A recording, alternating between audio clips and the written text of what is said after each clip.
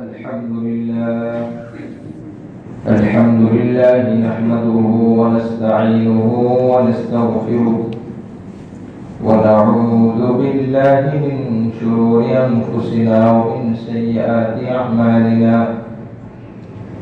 من يهده الله فلا مضل له ومن يضلله فلا هادي له وأشهد أن لا إله إلا الله وحده لا شريك له ونشهد أن سيدنا ونبينا ومولانا محمدا عبده ورسوله صلى الله تعالى عليه وعلى آله وأصحابه وبارك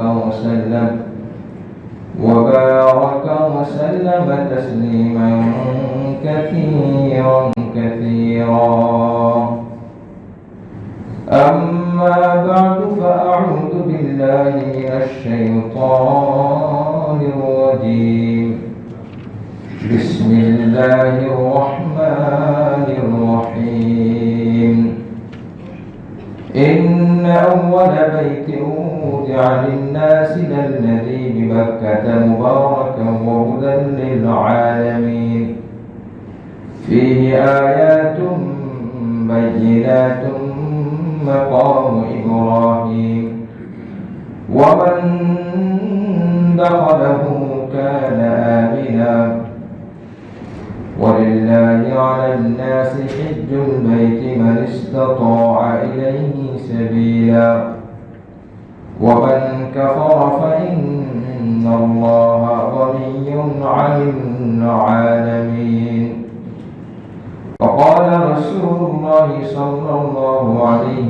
وسلم من لم يمنعه عن الحج حالة ظاهرة أو سلطان جائر أو مرض حابس فمات ولم يحج فليمت إن شاء يهوديا وإن شاء نصرانيا آمنت بالله صدق الله مولانا العظيم وصدق رسوله النبي الكريم ونحن على ذلك من الشاهدين والشاكرين والحمد لله رب العالمين اللهم أنت ربي لا إله إلا أنت خلقتني وأنا عبدك وأنا على عهدك ووعدك ما استطعت أعوذ بك من شر ما صنعت أبوء لك بنعمتك علي وأبوء بذنبي فاغفر لي فإنه لا يغفر الذنوب إلا أنت شكرا لك الشرك اللهم صل على محمد وعلى آل محمد كما صليت على إبراهيم وعلى آل إبراهيم إنك حميد مجيد اللهم بارك على محمد وعلى آل محمد كما باركت على إبراهيم وعلى آل إبراهيم إنك حميد مجيد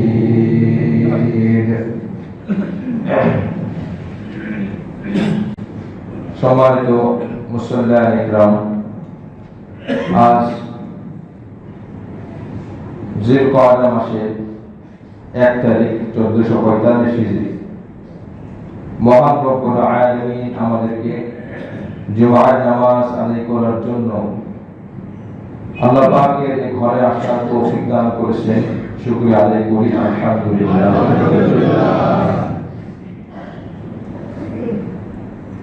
পবিত্র কোরআনে কারীমের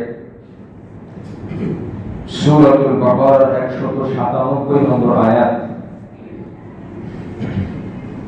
আল্লাহ পাক বলেন আল হজ্জু আশহুরুম মা'লুমাত হজ নির্দিষ্ট কয়েক মাসের মধ্যে আদায় করতে হয় 12 মাসের মধ্যে রমজান মাস রমজান মাস গুরুত্বপূর্ণ মাস। ইসলামের যে 5টি স্তম্ভ তার মধ্যে একটি হলো রমজান মাসে রোজা রাখা। আর এই মাসের পরের মাস কি বলা হয়? হজের মাস, অর্থাৎ শাওয়াল মাস, যে মাস গতকালকে গত হয়ে গেছে। পরপর এই দুটি আমল গুরুত্বপূর্ণ, আর এই দুই আমল মাসের সাথে সম্পৃক্ত, নির্দিষ্ট মাসের সাথে।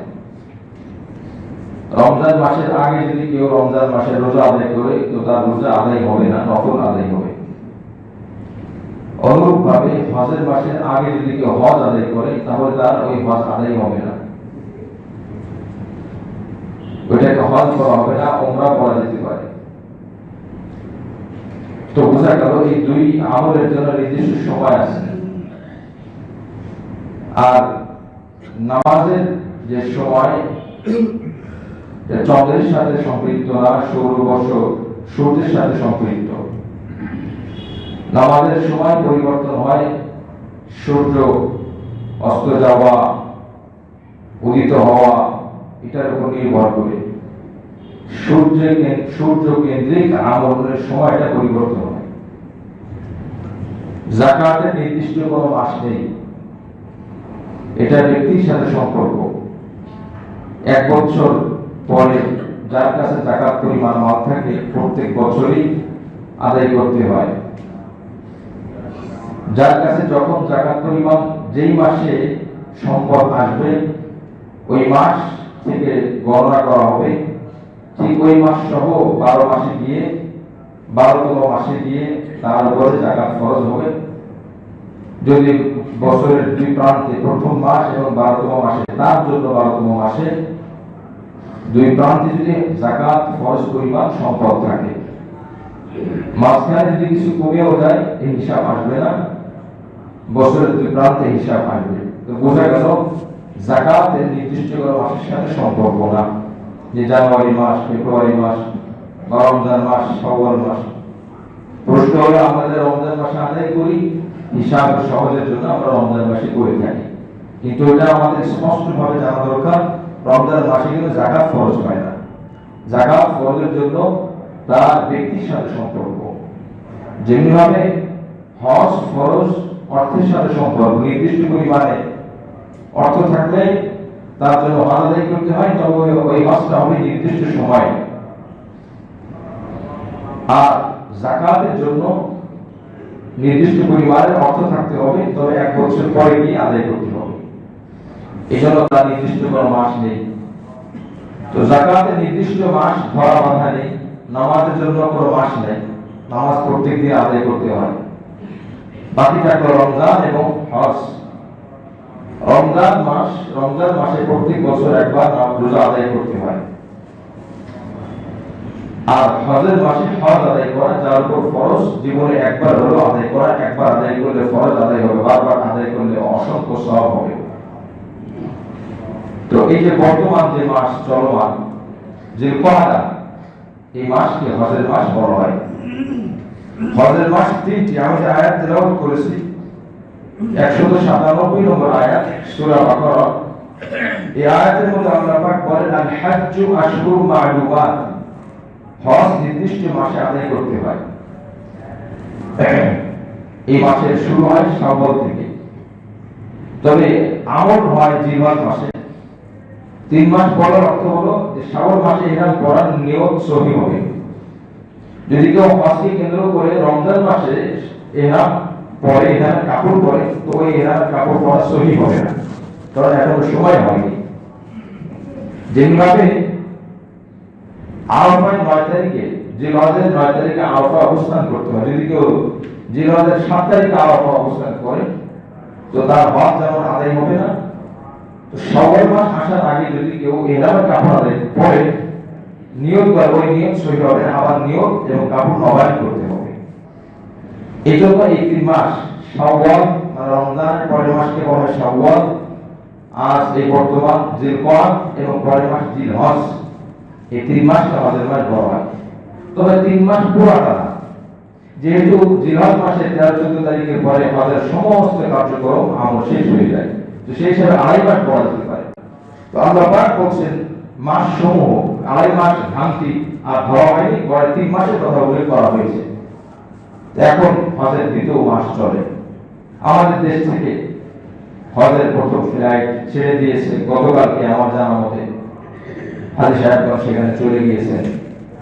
এই জন্য আমরা হাজী সাহেবদের জন্য, বিশ্বের যত হাজী সাহেবগণ আসবেন আল্লাহর ঘরে হাজিরা দেওয়ার জন্য, আমরা তাদের জন্য দোয়া করব একাকীভাবে যখন তাদের সুযোগ হয়, তাদের নিরাপত্তার জন্য, তাদের আমল সহজের জন্য, এবং আমাদেরকেও আল্লাহ পাক যেন কবুল করেন, এইভাবে দোয়া করব। আল্লাহ পাক আমাদের সকলের দোয়াকে কবুল করেন, আমিন।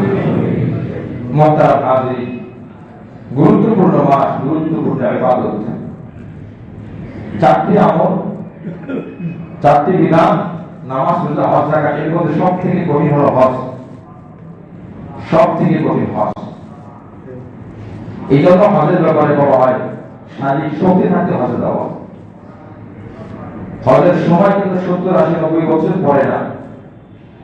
এই সময় আমার ইবাদত করার সক্ষমতা যতদিন পর্যন্ত থাকে এর মধ্যে আদায় করা। আপনি অনুভূতি একটু খেয়াল করবেন, হুইল চেয়ারে করে তওয়াফ করা, সাফা মারওয়া দৌড়াদৌড়ি করা আর পায়ে হেঁটে করা আবেগ অনুভূতি এক হয় না। এই জন্য যাদের ফরজ হয় তার বিলম্ব না করে শারীরিক শক্তি থাকা অবস্থায় আল্লাহর ঘরে হাজিরা দেওয়া। আল্লাহ পাক যাদের উপরে হজ ফরজ করেছেন অতি সত্তর ফরজ আদায় করার তৌফিক দান করেন, আমিন। মুহতারাম হাজিরিন, মক্কা নগরী অত্যন্ত দামি কাবা শরীফের কারণে হযরত ইব্রাহিম আলাইহিস সালাম আল্লাহ পাক তার অনেক নিদর্শন মক্কাতে রেখেছেন, হজ কেন্দ্রিক বহু আমল। এই আমলগুলো অনেকগুলো তার পরিবারের সাথে, তার আমলের সাথে সম্পৃক্ত। অধিকাংশ আমলই তার স্মরণে আল্লাহ পাক আমল স্থির করে দিয়েছেন, বিধান দিয়ে দিয়েছেন। আল্লাহ পাক নিজে বলেন যে তুমি আমার ঘর তৈরি করো, কাবা ঘর তোমরা সংস্কার করো, নির্মাণ করো, সুন্দর করো। নূহ আলাইহিস সালামের প্লাবনে বন্যার পানিতে নষ্ট হয়ে যায়, বিরাম হয়ে যায়। তো অনেকেই এই ঘরে হাত দিয়েছেন, তার মধ্যে একজন হলেন ইব্রাহিম আলাইহিস সালাম। আল্লাহ পাক তার ঘটনা বিশেষ করে কোরআনে উল্লেখ করেছেন। আল্লাহ পাক সূরা বাকারার মধ্যে 127 নম্বর আয়াতে বলেন, وَإِذْ يَرْفَعُ إِبْرَاهِيمُ الْقَوَاعِدَ مِنَ الْبَيْتِ وَإِسْمَاعِيلُ। আল্লাহ পাক নিজে বলেন যখন ইব্রাহিম এবং তার সন্তান ইসমাঈল তারা ঘর তৈরি করে, ওই সময়কে আপনারা স্মরণ করুন। ইসমাঈল আলাইহিস সালাম এবং ইব্রাহিম আলাইহিস সালাম এবং হাজরা আলাইহিস সালাম, এই তিনজনের উপরে অনেক পরীক্ষা আল্লাহ পাক করেছেন। পরীক্ষা তারা সফল হয়েছে। ছোটবেলায় মাসুম বাচ্চা, নিষ্পাপ বাচ্চা, যার খাবার শুধু মায়ের দুধ, বিরান ভূমি, মক্কা নগরী, আশপাশে কোনো মানুষ নাই, খাবারের ব্যবস্থা নেই, সেখানে আল্লাহ পাক বলেন রেখে আসে সন্তানকে এবং স্ত্রীকে। মহিলা মানুষ কাজ করবে কিভাবে, খাবার জোগাড় করবে কিভাবে, আর বাচ্চাটা তো ছোট মানুষ, নিষ্পাপ, অবশিশু, তার খাদ্যের ব্যবস্থা কি হবে? দুজনের দুই ধরনের খাবার, মা খাবার ব্যবস্থা না হলে বাচ্চা খেতে পারবে না। আল্লাহ পাক আদেশ পেয়ে তিনি রেখে আসেন কাবা ঘরের পাশে। এরপরে ফিরতেছেন, তার গন্তব্যের দিকে তিনি রওনা করলেন। পিছন দিক থেকে হাজরা আলাইহিস সালাম বলেন, আপনি আমাদেরকে রেখে যাচ্ছেন, কিছু বললেন না, এখানে কোথায় থাকবো, কার কাছে থাকবো, খাবার কি হবে, পানি কি হবে? এই ছোট বাচ্চা, আমার জন্য না হলে আমার বাচ্চার জন্য, আমার সন্তানের জন্য কিছু ব্যবস্থা করেন, কিছু বলেন। তিনি কোনো কথা বলেন না। তাফসীরের মধ্যে আসছে তিনি চলে যাচ্ছেন। আল্লাহ পাকের হুকুম ছিল, পুরো জীবনটাই ওনার পরীক্ষা, পরীক্ষা, নিজে আগলে পড়া পরীক্ষা। বাপ সন্তানকে বের করে দিয়েছে, এর থেকে কষ্ট আর কি হতে পারে? ছোটবেলায় কওমের লোক, জাতি তার উপর জুলুম করেছে। কেন সে আমাদের সাথে মেলায় যায় না, কেন সে আমাদের সাথে উপাসনায় লয় যায় না? তখন থেকে শুরু নমরুদের সাথে যুদ্ধ লড়াই। নিজের বাবা নিজে বলে, বাবা তার সন্তানকে বলে, হয়তো বা তুমি আমার ধর্মে আসবে, অন্যথায় আমি তোমাকে পাথর মেরে ধ্বংস করে দিব। এমন বাবা, এরকম বাবার ঘরে তার জন্ম, কত কষ্ট, কষ্টকে ধারণ করে বড় হলেন। এরপরে সন্তান হলো ৮০ বছরের উপরে বয়স। তার একজন সাথী, দুনিয়াতে সন্তান সব থেকে বড় সাহায্যকারী। এই সন্তান আরো ছোট মানুষ, তাকে আল্লাহ পাক বলে রেখে আসো।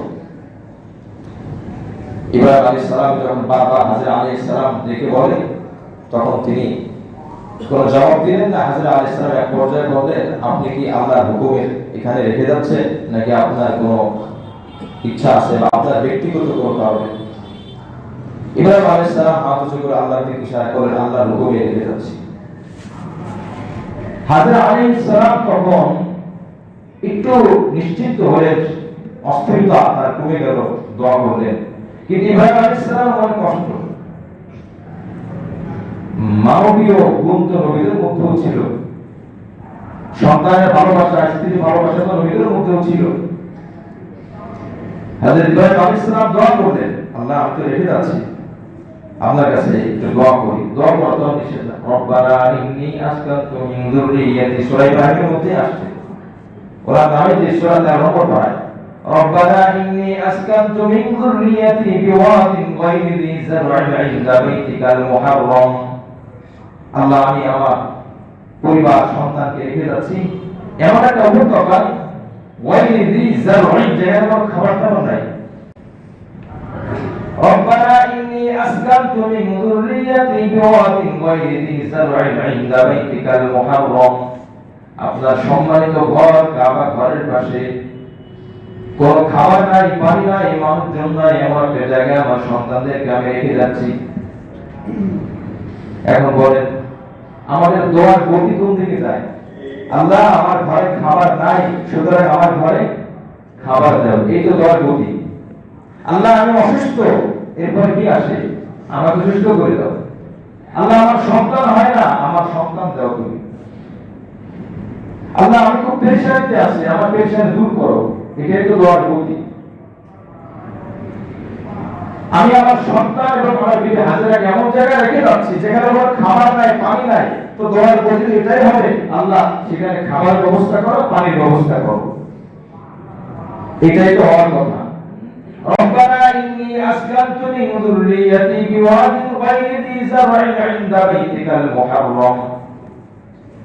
এই দোয়া উনি করলেন, আল্লাহ খাবার নাই, পানি নাই, তুমি খাবার ব্যবস্থা করো। এই কথা তার বলার দরকার ছিল। শিক্ষণীয়, কোরআন চরম শিক্ষণীয়। এরপর তিনি বললেন, রব্বানা খাবার যেহেতু নাই, পানি যেহেতু নাই, খাবারের কোনো ব্যবস্থা নাই, আপনার সম্মানিত ঘরের সামনে আমি রেখে দিলাম। রব্বানা লিউকিমুস সালাতা ওয়াজআল আফইদাতাম মিনান নাস। আয় আল্লাহ আপনি আমার সন্তান, আমার বিবি, আমার স্ত্রী, তাদেরকে আপনি নামাজ পড়ার তৌফিক দান করেন। সুবহানাল্লাহ। বোঝার বিষয় দোয়া করার এরকম, আল্লাহ আমার সন্তান নামাজ পড়ে না, সুতরাং নামাজের ব্যবস্থা করেন। সন্তান রোজা রাখে না, রোজা রাখার তৌফিক দান করেন। এটা হলো দোয়ার স্বাভাবিক গতি। আল্লাহ আমার স্ত্রী পরিবার নামাজ পড়ে না, নামাজের ব্যবস্থা করেন। এটা হলো দোয়া সিস্টেম। আল্লাহ আমার রিজিক নাই, আমার খাবারের অভাব, খাবারের ব্যবস্থা করেন। তার দোয়া শুরু আছে, কোনো মিল নাই। আল্লাহ আমার সন্তানের খাবার নাই, আপনি নামাজের ব্যবস্থা করেন। কি বলেন, এখানে কিছু শিক্ষণীয় বিষয় আছে কিনা ভাবা দরকার। সূরা ইব্রাহিম আয়াত নম্বর 37।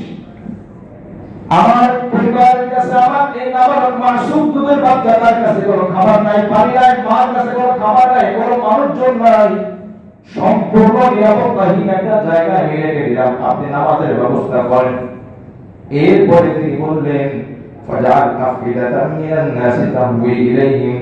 আপনি মানুষের অন্তরকে আমার সন্তান এবং আমার বিবির দিকে ঝুঁকিয়ে দেন, মানুষ যেন তাদেরকে উপকার করে। 2 নম্বরে। 3 নম্বরে বললেন ওয়ারযুকহুম মিনাত তামারাতি লাআল্লাহুম ইয়াশকুরুন, তাদেরকে আপনি বিভিন্ন ফল ফলাদি রিজিকের ব্যবস্থা করেন যাতে করে তারা শুকরিয়া আদায় করতে পারে। দুনিয়াতে কোন মানুষ নাই যার রিজিকের ব্যবস্থা আমরা করেন নাই। দুনিয়াতে আসার আগেই আপনারা রিজিকের ব্যবস্থা করে রেখেছেন। সুতরাং খাবার বেশি খাওয়া, কম খাওয়া, ভালো খাওয়া, মন্দ খাওয়া এটা কোনো সফলতা বিফলতা না, এটা কোনো ভালো মন্দের কোনো মানদণ্ড মাপকাঠি না। উনি প্রথমে বললেন খাবারের ব্যবস্থা নাই, পরবর্তী উনি খাবার যারা বাদ দিয়ে নামাজের কথা বললেন। তার কারণ হলো নামাজ বান্দা এতটা কার্যকরী ঔষধ, এই নামাজের দ্বারা তার রিজিকের ব্যবস্থা হবে, ইবাদতের দ্বারা আল্লাহর সন্তুষ্টির দ্বারা তার পরকালের রিজিকের ব্যবস্থা হবে। সুবহানাল্লাহ। যদি বলতেন আল্লাহ ফল নাই, খাবার নাই, খাবার দাও, আল্লাহ পাক বলতেন ঠিক আছে কবুল করলাম, দুনিয়াতে খাবার দেব, আখিরাতে কিছুই দেব না। এজন্য আল্লাহ পাক বলেন চাবি চাইলে আল্লাহ এমন চাবি দেন তাদেরকে যে চাবির দ্বারা দুনিয়াতেও তারা রিজিক প্রাপ্ত হয়, আখিরাতেও তারা রিজিক প্রাপ্ত হয়। এটা হলো আমাদের জন্য শিক্ষণীয়। আমাদের বাবা ইব্রাহিম আলাইহিস সালাম তার দোয়া এটা আমাদের জন্য শিক্ষণীয়।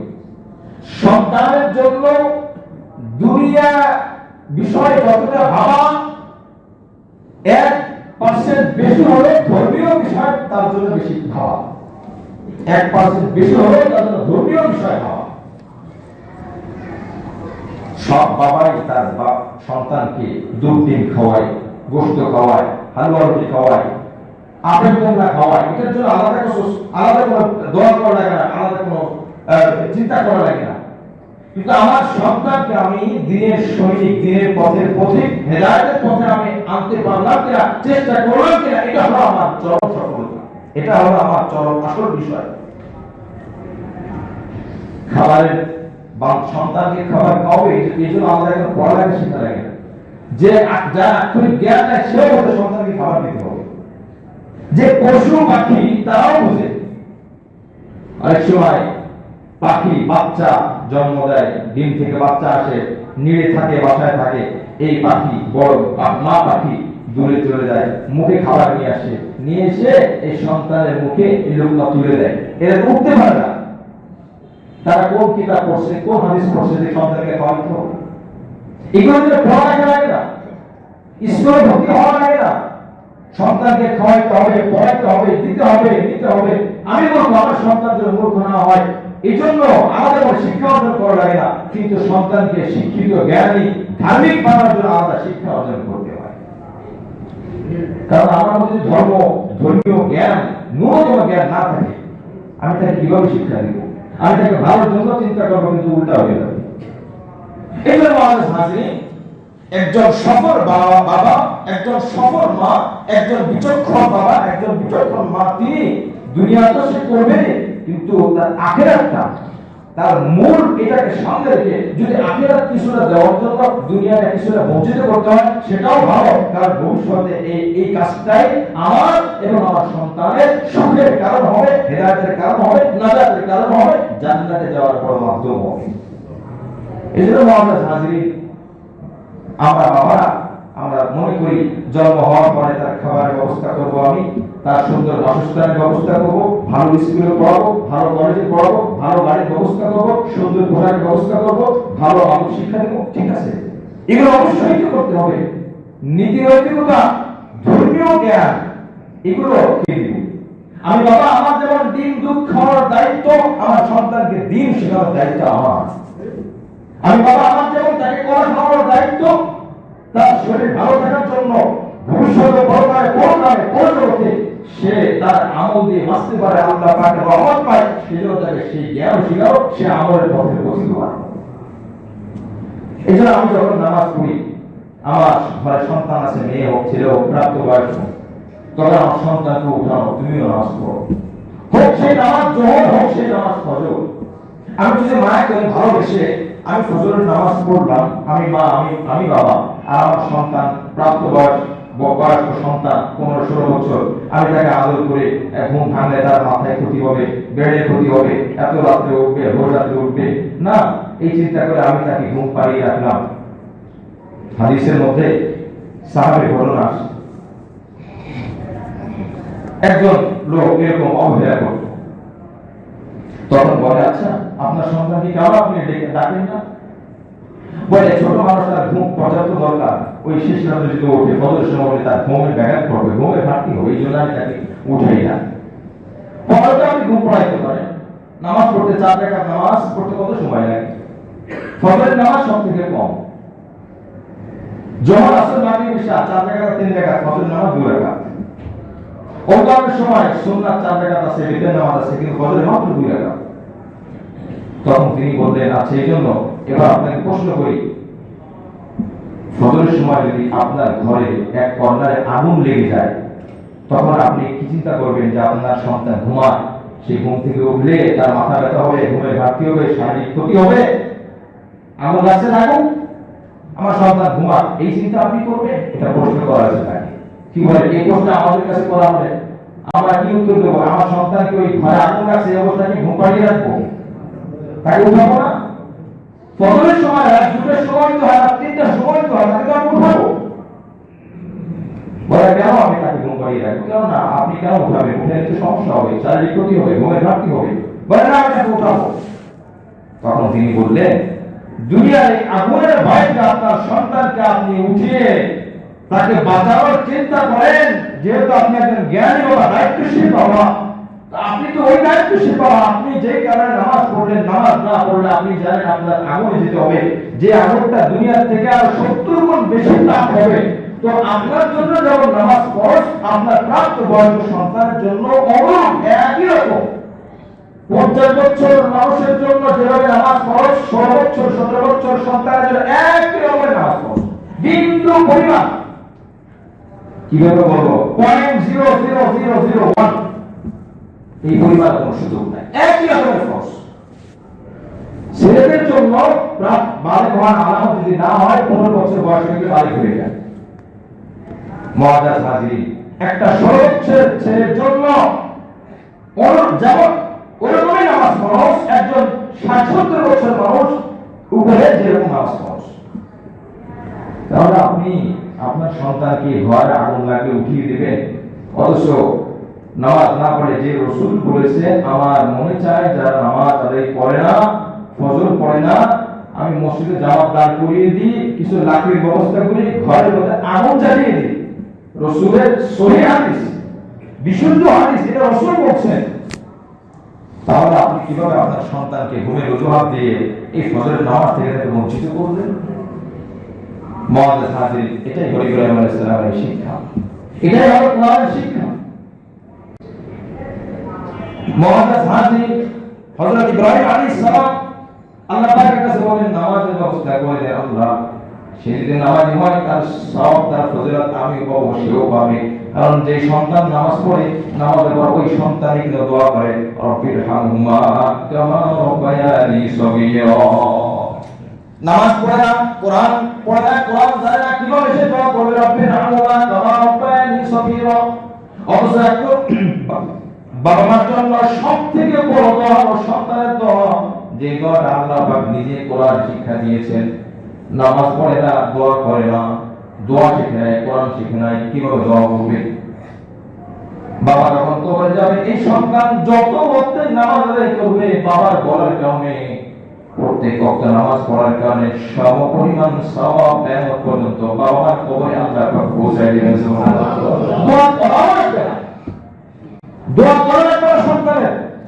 মুসলিম শরীফের হাদিস, ইদা মাতাল ইনসান ইনকাতা আমালুহু ইল্লা মিন সালাস, যখন কোন মানুষ মারা যায় তার সমস্ত আমলের দরজা বন্ধ হয়ে যায়, 3টি আমল বাকি থাকে, অর্থাৎ সে কবরে ঘুমিয়ে আছে, কিন্তু তার 3 প্রকার আমল কবরে সে পাইতে থাকে, চলতে থাকে, কতদিন চলবে, যতদিন ওই আমলটা দুনিয়াতে চলবে, ততদিন তার কবরে সওয়াব যেতে থাকবে। সুবহানাল্লাহ। সে মারা গেছে, হাদিসের মধ্যে আসছে, মানুষ যখন মারা যায় তার সমস্ত আমল বন্ধ হয়ে যায়, আমলের বিনিময় বন্ধ হয়ে যায়। সে যদি কবরে পড়ে আমল করে, তার বিনিময় পাবে না। ধরেন কোন মানুষ জান্নাতে, এরকম অনেক নবী রাসূলদের ব্যাপারে হাদিস আসছে, তারা কবরে বসে নামাজ আদায় করে, নামাজের কোনো সওয়াব নেই, নবী রাসূল হলো সওয়াব পাবে না। এরকম অনেক স্বপ্নে দেখা যায়, অনেক নেককার দিনদার মানুষ কবরে চলে গেছে, স্বপ্নে দেখতেছে আপনি মারা গেছে, আমি কোরআন পড়ার পরে, হ্যাঁ মারা গেছে, আমার পছন্দ হয় না কোরআন পড়তে, আমি আল্লাহর কাছে চেয়েছি, আল্লাহ আমাকে কোরআন পড়ার তৌফিক দিয়েছে। এই কোরআন পড়ে কিন্তু সব হবে না। আল্লাহ রাসূল বলেন তিন প্রকার আমল আছে কবরের মধ্যে যাওয়ার পর ওই আমলের সবগুলো বান্দারা কবরে পৌঁছে যেতে থাকে। সুবহানাল্লাহ। এক নম্বর হলো সাদাকাতুন জারিয়া, দুনিয়াতে যে দান সদকাগুলো করে গিয়েছে ওই সদকার ওই বিনিময় ফলাফল যতদিন চলতে থাকবে ততদিন তার কবরে সওয়াব যেতে থাকবে। সুবহানাল্লাহ। একটা গাছ লাগায় গেল, এই গাছের আম যতদিন পর্যন্ত মানুষ খাবে ততদিন পর্যন্ত এই আমের সওয়াব তার কবরে পৌঁছাবে। এই আম থেকে আরেকটা বীজ বের হবে, ওই বীজ থেকে আরেকটা গাছ হবে, ওই গাছ থেকে যত আম হবে ওই আম থেকে মানুষ খাবে তত সওয়াব তার কবরে চলে যাবে। আবার ওই দ্বিতীয় গাছ থেকে আরো 100 আমের বীজ বের হবে, আরো 100টা গাছ হবে। মহারাজ হাতে এভাবে যত নেকির কাজ আছে। মসজিদে আপনি একটা ফ্যান দান করলেন, ফ্যান ঘুরতেছে, আপনি আছেন কবরে, যদিও আপনি কবরে আমল কিন্তু বন্ধ। এই ফ্যানের বাতাস যতগুলো মুসল্লির গায়ে যাবে, এসির বাতাস যতগুলো মুসল্লির গায়ে যাবে, অত পরিমাণ সওয়াব আপনার আমার আমল নামে চলে যাবে। জোরে বলে সুবহানাল্লাহ। মসজিদ যতদিন থাকবে আব্দুল্লাহ আব্বা করে যদি কেউ এক ঘর পরিমাণ, এক হাত বা 2 হাত পরিমাণ অর্থ আল্লাহর মসজিদে আল্লাহর ঘরে দান করে, কিয়ামত পর্যন্ত মসজিদ থাকবে, ততদিন পর্যন্ত তার এই আমলটাও বাকি থাকবে। সুবহানাল্লাহ। ওই বান্দা হাসে থাকবে, কি ব্যাপার, আমার তো কোনো আমল নাই, এই নেকিগুলো করতে আসে। ফেরেশতারা বলে তোমার সদকা ছিল দুনিয়াতে, ওই সদকার ফজিলত আর সওয়াব তোমার আমলনামায় চলে যাচ্ছে। সুবহানাল্লাহ। 2 নম্বর ওয়ালাদুন সালিহ ইয়াদউ লাহু, নেককার সন্তান, দিনদার সন্তান। এই সন্তান যতদিন পর্যন্ত আমল করবে, যদি সে দোয়া নাও করে, ওই আমল করার কারণে ওই আমলের একটা অংশ, একটা সওয়াব তার বাবা মার কবরে চলে যাবে। সুবহানাল্লাহ। ওই সন্তান যখন তার সন্তানকে শিখিয়ে যাবে, এখন সে দাদা হয়ে গেল, এই সন্তানের সন্তানও দোয়া করে, আল্লাহ আমার বাবা কবরে আছে, আমার দাদা কবরে আছে। দাদা তার বাবাকে শিখিয়েছিল নামাজের কথা, বাবা তার সন্তানকে শিখিয়েছে নামাজের কথা, নামাজের জ্ঞান। এই আমল করার কারণে তার বাবার কবরে, তার দাদার কবরে, তার পরদাদার কবরে, বড় বাবার কবরে সব চলে যাবে। সুবহানাল্লাহ। 2 নম্বর।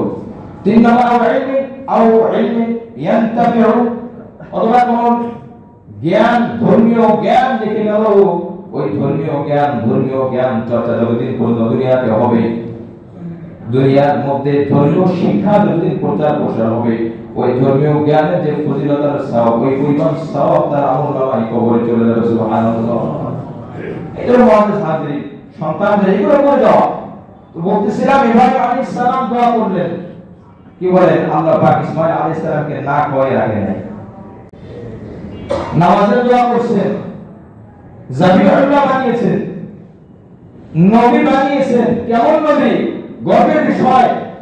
আল্লাহ পাক কাছে দোয়া করছেন যে আমার এই সন্তান ইসমাঈলকে নামাজি বানাবেন, আমার পরিবারকে নামাজি বানাবেন। আল্লাহ পাক এত কবুল করলেন। ইসমাঈল আলাইহিস সালামের বংশের মধ্যে সর্বশ্রেষ্ঠ নবী মুহাম্মদ রাসূলুল্লাহ সাল্লাল্লাহু আলাইহি ওয়াসাল্লাম আল্লাহ পাক দান করেছেন। সুবহানাল্লাহ। ইসহাক আলাইহিস সালাম তার আরেক সন্তান, ওই সন্তানের বংশে সিলসিলা নসবে অনেক নবী রাসূল ছিলেন, কিন্তু শ্রেষ্ঠ নবী রাসূল নবী এই বংশে। এজন্য ইসমাঈল আলাইহিস সালাম থেকে এই পর্যন্ত আমাদের নবী পর্যন্ত মাঝখানে বংশ সূত্র আপনাদের টানে, এর মাঝখানে কোনো নবী পাবেন না। ইসমাঈল আলাইহিস সালাম এবং আমাদের নবী আলাইহিস সালাম। এজন্য আমাদের নবী আলাইহিস সালাম আমাদের মধ্যে কথার মধ্যে বলতেন আমার দাদা ইব্রাহিম আলাইহিস সালাম, বলতে কোরআন মধ্যে আল্লাহ পাক বলছেন। ইব্রাহিম আলাইহিস সালাম ঘর যখন তৈরি করলেন, ঘর যখন সংস্কার করলেন, মেরামত করলেন, দোয়া করলেন, আল্লাহ পাক দোয়া শিখিয়ে দিলেন। দোয়া করো, এখন নেকির কাজের পরে আমল করার পরে দোয়া করলে দোয়া কবুল হয়। আল্লাহর ঘর, কাবা ঘর যেমন আল্লাহর ঘর, পৃথিবীতে যত মসজিদ আছে সেগুলো সব আল্লাহর ঘর। রব্বানা তাকাব্বাল মিন্না ইন্নাকা আনতাস সামিউল আলিম। আয় আল্লাহ, আপনি আমার থেকে, আমি যে কাবা ঘর মেরামত করেছি, এই আমলটা, এটা একটা নেক আমল, আপনি এটাকে কবুল করেন। সুবহানাল্লাহ। এটাকে কবুল করেন। এজন্য যে কোনো একটি কাজের পরে, আমলের পরে দোয়া করা, কারণ আমল করলে বান্দার দিকে আল্লাহ পাকের রহমত আসতে থাকে, আল্লাহ পাক খুশি হন। যখন বান্দা আমল করে আল্লাহ খুশি হন, ঠিক ওই মুহূর্তে আমাদের উচিত হলো দোয়া করা। ইব্রাহিম আলাইহিস সালামের শিক্ষা। এজন্য আপনি আল্লাহর ঘরে 2 টাকা দান করছেন, ওই মুহূর্তে দোয়া করা। আপনি আল্লাহর ঘরে টাকা, জিনিস দান করছেন, ওই মুহূর্তে দোয়া করা। এটা এই আয়াতের শিক্ষা।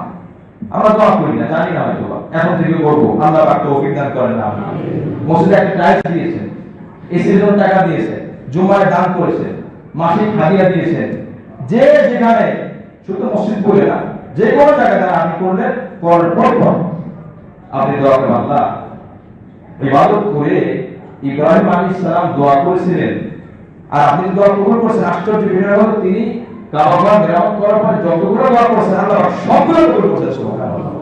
আপনি যদি জানেন না, আমি তো জানি না যে আমার ওই সময় দোয়া কবুল হবে কি হবে না, হতে পারে। আল্লাহ ইব্রাহিম আলাইহিস সালামের কথা স্মরণ করব, উনি দোয়া করেছেন, দোয়া কবুল হয়েছে। আল্লাহ সেই আশা নিয়ে আমি আপনার কাছে চাইছি, আপনি দেন। এই জন্য যে কোনো দানের পরে, নামাজের পরে, জিকিরের পরে, কোরআন তেলাওয়াতের পরে, আমলের পরে দোয়া করা। আল্লাহ আপনি দোয়া কবুল করেন। রব্বানা ওয়াজআলনা মুসলিমাইন লাকা ওয়া মিন যুররিয়্যাতিনা উম্মাতান মুসলিমাতান লাক। আল্লাহ আমাদেরকে আমি এবং আমার সন্তান ইসমাইল এই দুজনকে আপনার বিনয়ী বান্দা হিসেবে আপনি কবুল করেন। সুবহানাল্লাহ। ওয়া মিন যুররিয়্যাতিনা, এবং আমাদের পরে যত প্রজন্ম আসবে তাদেরকে আপনার খাঁটি বান্দা হিসেবে আপনি কবুল করেন। ওয়ারিনা মানাসিকানা ওয়া তুব আলাইনা ইন্নাকা আনতাত তাওয়াবুর রহিম। আর আপনি আমাদেরকে দেখিয়ে দিন আপনার ইবাদত, অর্থাৎ কিভাবে ইবাদত আদায় করব, কিভাবে আমি আল্লাহর হক করব, ইবাদত করব। ওয়া তুব আলাইনা, তওবা কবুল করেন। নিশ্চয়ই আপনি রব, আপনি তওবা কবুলকারী, আপনি রহমান, আপনি রহিম। এইভাবে আল্লাহর কিছু গুণ বর্ণনা করে দোয়া করা, দোয়া কবুল হবে ইনশাআল্লাহ। মুআজ্জাজ হাজির, হযরত ইব্রাহিম আলাইহিস সালাম যখন ঘর তৈরি করলেন, তখন আল্লাহ পাক বললেন এখন তোমার একটা কাজ, সেটা হলো তুমি একটু আযান দাও তো। আল্লাহ আমি আযান দেব, কি জন্য আযান দেব? তো আল্লাহ পাক বলেন তুমি আযান দিবা নামাজের জন্য না, তুমি আযান দিবা হজের জন্য। জোরে বলি সুবহানাল্লাহ। যাকাতের কোনো আযান নাই, রমজানের কোনো আযান নাই, আসে শুধু নামাজের আযান। কিন্তু হজেরও আযান আছে। হজ আমার একটা আমল। কোরআন কারীমের মধ্যে আমরা জানি ইসলামের স্তম্ভ 5টি, তার মধ্যে 1 নম্বর ঈমান, 2 নম্বর নামাজ, 3 নম্বর রোজা, 4 নম্বর যাকাত, 5 নম্বর হজ। এই 5টি স্তম্ভ। তো নামাজ তো গুরুত্বপূর্ণ আমল, প্রতিদিন আমরা নামাজ আদায় করি। নামাজের কথা কোরআন অনেক জায়গায় আসছে, কিন্তু নামাজের নামে আলাদা কোনো সূরা আল্লাহ নাযিল করে। যেমন প্রথম সূরার নাম সূরাতুল ফাতিহা, এরপর সূরার নাম সূরাতুল বাকারা, এরপর সূরার নাম সূরাতুল আলে ইমরান, এরকম বহুত সূরা, সূরাতুল মাইদা, সূরা কাফিরুন, সূরা আল-লাহব।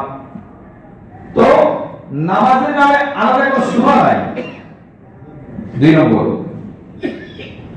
নামাজের সাথে যাকাতের কথা কোরআন আসছে, কিন্তু যাকাতের নামে আলাদা কোনো সূরা নাই, যে সূরাতুল যাকাত, যাকাতের সূরা নাই। গুরুত্বপূর্ণ আমল, অথচ আলাদা কোনো সূরা নাই। এরপরে রমজান মাস, সওমের আয়াত আছে, কিন্তু সওমের নামে আলাদা কোনো সূরা নাই। সূরাতুল সওম মাক্কিয়া, নাই কোনো সূরা। কিন্তু বিপরীত হজ, এটি আমার একটা আমল। 17 নম্বর পর আল্লাহ পাক হাফিজ কোরআন কারীমের 10 নম্বর পৃষ্ঠায় সূরাতুল হজ, হজের নামে আল্লাহ একটা সূরা নাযিল করেছেন। সুবহানাল্লাহ।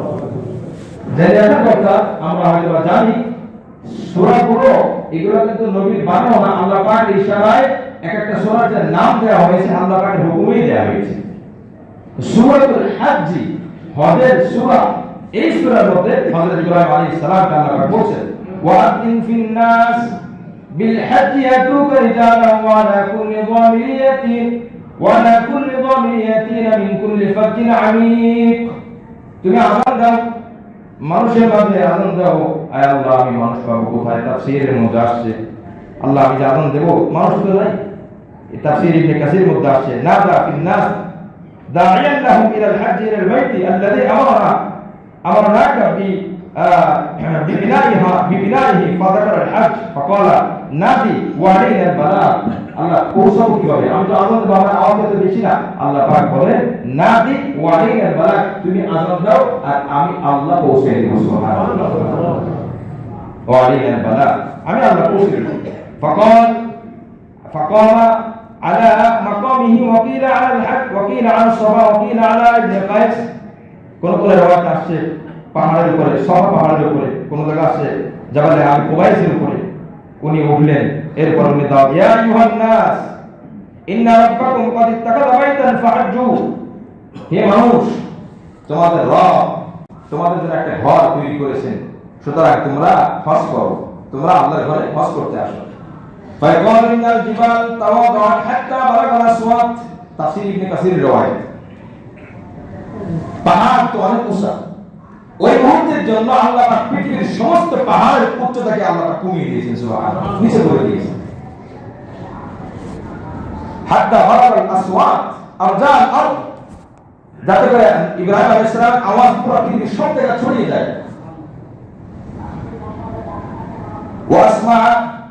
ওয়াসমা মান ফিল আরহাম ওয়াল আসলাব, আল্লাহ পাক শুনিয়ে দিয়েছেন ওই মুহূর্তে যত বান্দারা মায়ের গর্ভে ছিল, সুবহানাল্লাহ। এখন দুনিয়াতে আসে মায়ের গর্ভে আছে, গর্ভে আওয়াজ পৌঁছে দিয়েছেন। ওয়াল আসলাব, ওই মুহূর্তে যারা দুনিয়াতে আসে না, এখন রূহের জগতে আছে, আল্লাহ পাক সেখানে পৌঁছে দিয়েছেন। ওই মুহূর্তে বাবার পিঠের মধ্যে যে নাপাক থেকে সন্তান হয়, ওইখানে আল্লাহ পাক আওয়াজ পৌঁছে দিয়েছেন। ওয়াজাবাহু কুল্লু শাইইন সামিআহু মিন হাজারিন ওয়া মাদাইন ওয়া শাজারিন ওয়া মান কাতাবা আল্লাহু আন্নাহু ইয়াহুজ্জু ইলা ইয়াউমিল কিয়ামা। আল্লাহ পাকের এই আওয়াজ যখন সব জায়গায় পৌঁছে গেল, এরপরে ডাকে যারা সাড়া দিল, আল্লাহ পাক যাদের নাম লিখে রেখেছেন কিয়ামত পর্যন্ত আল্লাহ পাক তাদেরকে হজ করার তৌফিক দান করবেন, সুবহানাল্লাহ। একবার হলো যে যতবার ডাক দিয়েছে লাব্বাইক আল্লাহুম্মা লাব্বাইক, এই যে শব্দটা, এটা তখন তারা সাড়া দিয়েছে। এই হলো তাফসীরের riwayat, তাফসীরের মধ্যে আসছে হযরত ইব্রাহিম আলাইহিস সালাম দাওয়াত দিলেন, হজের আযান দিলেন। আযিন, এটা আরবি বাচক শব্দ, আযান দাও। আযিন সলাতিল মাগরিব, মাগরিবের নামাজে আযান দাও। আযিন লিল হজ, হজের আযান দাও। তিনি আযান দিলেন। আল্লাহ পাক বললেন যে কিয়ামত পর্যন্ত একদল মানুষ পায়ে হেঁটে আর একদল মানুষ বাহন জন্তুর উপরে উঠে আমি আল্লাহ আমার ঘরে তারা হজ করতে আসবে, সুবহানাল্লাহ। পায়ে হেঁটে আসবে, ঘোড়ার উপর সওয়ার হয়ে যাবে, উটের উপর সওয়ার হয়ে যাবে, গাড়িতে করে যাবে, বিমানে করে যাবে, প্লেনে করে যাবে, যার যেভাবে সুবিধা আসতে থাকবে। মুআজ্জিজ হাজির, এজন্য আল্লাহ পাকের এই ঘর এখানে বহু নিদর্শন রেখেছেন বান্দার জন্য। হজ এটা ফরজ। রাসূল করিম সাল্লাল্লাহু আলাইহি ওয়াসাল্লাম হাদিসের মধ্যে বলেন, দাওয়াতের হাদিস 1826 নম্বর হাদিস, মান লাম ইয়ামনাহু মিনাল হাজ্জি হাজ্জান যাহিরা, যার বাহ্যিক কোনো প্রতিবন্ধক নাই, অর্থের কোনো অসুবিধা নেই, প্রস্তুতি আছে। 2 নম্বর, আর সুলতান যায়, প্রশাসন কর্তৃক, সরকার কর্তৃক কোনো বাধা নাই, ইচ্ছা করলে সে এখন যেতে পারবে, কোন নিয়ম নেই যে নিয়মে এই বছর যেতে পারবে না, যে বছর ফরজ হয় সে বছরের কথা বলা হচ্ছে। আর মারাদুল হাদিস, অথবা তার এমন কোন রোগ নাই যে রোগে সে আমল করতে পারবে না, যে রোগে সে নড়তে চড়তে পারে না, যেতে পারে না। অর্থাৎ আর্থিক অবস্থাও ঠিক আছে এবং সরকার কর্তৃক, প্রশাসন কর্তৃক কোনো বাধাও নাই। যেমন করোনার সময় অর্থ আছে, সুস্থ আছে, কিন্তু আপনার বাধা ছিল, সেখানে যেতে পারবে না, এটা তো আর নিজের দোষ না। এই 3টা কারণ যদি কারণ থাকে, তাহলে 3টার যে কোনো একটা থাকে, এটা তার ওজোর। কিন্তু 3টার কোনোটা নাই, তার সক্ষমতা আছে, সুযোগ আছে, অর্থ আছে, সে যখন নিয়োগ করেছে যে বছর সে যেতে পারবে, আবার সরকার প্রশাসন কর্তৃক কোনো বাধাও নাই। এগুলা বাধা না থাকা অবস্থায় যদি কেউ না যায়, নবীজি বলেন ফামাতা ওয়া মাহুজ্জা ফালযাম ইনশা ইয়াহুদিয়্যা ওয়া ইনশা নাসরানিয়্যা, সে মারা যাক, ইহুদি হয়ে মারা যাক, নাসরা হয়ে মারা যাক, আমি নবী, আমার কোনো যায় আসে না। নাউযুবিল্লাহি মিন যালিক। নবীজি ধমক দিলেন, কি বলবেন, সেভাবে মারা যাক। অথচ যেই নবী আলাইহিস সালাম একজন ইহুদি লোক মারা গেল, এত কষ্ট পেতেন, তার প্রতিও মায়া, বিধর্মীদের প্রতি চরম মায়া নবীজি। সে নবী আলাইহিস সালাম বলছেন, সে যে ধর্মের উপর মারা যাক, ইসলাম ধর্মের উপর মারা না যাক, এটা আমার কোনো যায় আসে না। অথচ নবী আলাইহিস সালাম মৃত্যুর সময় অসুস্থ অবস্থায় উম্মতি উম্মতি বলছেন। যখন জ্বর 70 রাকাতের নামাজ আবু বকর রাদিয়াল্লাহু আনহু পড়িয়েছেন, উনি পড়াতে পারেন নাই, ওই মুহূর্তে তিনি উম্মতি, আমার উম্মতের কি হবে, হাসরের ময়দানে সব নবী বলতেন আমার কি হবে, যখন আমাদের নবী বলবেন আমার উম্মতের কি হবে, সুবহানাল্লাহ। এজন্য ভাই, যাদের উপর হজ ফরজ, আমরা অতি সত্য চেষ্টা করি মান আরাদাল হজ্জ ফালইতাআজ্জাল, যার হজ করা সে খুব দ্রুত তার কার্যক্রম করা শুরু করুক। ফাইন্নাহু, সে জানে না হয়তো বা সে অসুস্থ হয়ে যেতে পারে, অথবা তার এখন আল্লাহ না করুক তার এখন ওই পরিমাণ অর্থ আছে যে পরিমাণ অর্থ থাকলে হজ খরচ ভয় হতে পারে, তার অর্থ কমে গেছে। মাসআলা, মনে করেন 2018 সালে বা 17 সালে যার কাছে 3 লক্ষ টাকা ছিল, কথার কথা, বা 3 লক্ষ টাকা হলে হজ খরচ ওই পরিমাণ সামর্থ্য ছিল, 2020-22 23 শুধু ডাবলের উপরে 6-7 লক্ষ টাকা, কিন্তু তখন সে করে নাই, সুযোগ ছিল, সুযোগ থাকা অবস্থা করে নাই। এখন তার কাছে এই 7-8 লক্ষ টাকা নাই, ওই পরিমাণ টাকাই আছে। এখন টাকাটা বেড়ে গেছে, যখন খরচ ছিল তারপরে তখন তার সক্ষমতা ছিল, কিন্তু সে যে কোনো অবহেলার কারণে যদি না করে থাকে, এখন বাড়ার কারণে তার এই খরচটা কিন্তু স্থগিত হয়ে যায় না, এই খরচটা তার উপর রয়ে গেছে, ঋণ করে হবে তা অর্জন করতে হবে। কেন সে দেরি করলো? হ্যাঁ, এই 3টি শর্ত যদি থাকে সেটা ভিন্ন কথা। এই জন্য আমরা বুঝবো মাসআলাগুলো। মুআজ্জাজ হাজির, আল্লাহ পাক রব্বুল আলামিন নবী আলাইহিস সালাম বলেন যে হয়তো সে অসুস্থ হয়ে যেতে পারে, অথবা সে সুস্থ আছে, টাকা নাও থাকতে পারে, হঠাৎ টাকা বেড়ে গেছে, অথবা তার যে হাজা, তার টাকাও আছে, তার সুস্থতাও আছে, কিন্তু এত বিপদ, এত পেরেশানি, এত অবস্থা তার সামনে চলে আসে, এখন সে অসুস্থ যেতে পারতেছে না। আল্লাহ পাক রব্বুল আলামিন আমাদের যাদের উপর হজ ফরজ হয়েছে তাদেরকে অবশ্যই মৃত্যুর আগে যাওয়ার তৌফিক দান করুন। আমাদের সকলকে আমাদের হজে যাইলে আল্লাহ পাকের ভয়ে হজের উদ্দেশ্যে আল্লাহ পাক আমাদের সকলকে যাওয়ার তৌফিক দান করেন। আমিন ওয়া তৌফিক।